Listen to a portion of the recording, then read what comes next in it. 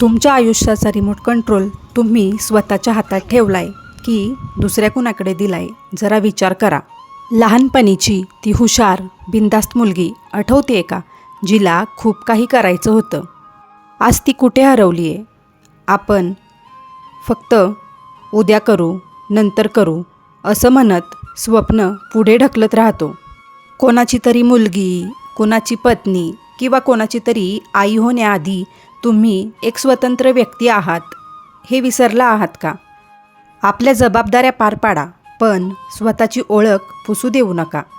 जेव्हा तुम्ही स्वतःच्या आवडी जपता ना, तेव्हा तुम्ही अधिक खंबीर बनता. स्वतःसाठी जगणं हा स्वार्थीपणा नाही, तर तो तुमचा हक्क आहे. लक्षात ठेवा, तुम्ही आनंदी असाल तरच पूर्ण घर आनंदी राहील. सगळ्यांची काळजी घेणं चांगली गोष्ट आहे, पण स्वतःला विसरणं चुकीचं आहे. चला तर मग आजच तुमच्या आवडीचं एकतरी काम करा. हा व्हिडिओ महाराष्ट्रातील प्रत्येक स्त्रीपर्यंत पोचवूयात आणि अशाच प्रेरणादायी व्हिडिओसाठी चॅनलला पटापट सबस्क्राईब करा. भेटूयात पुन्हा एकदा.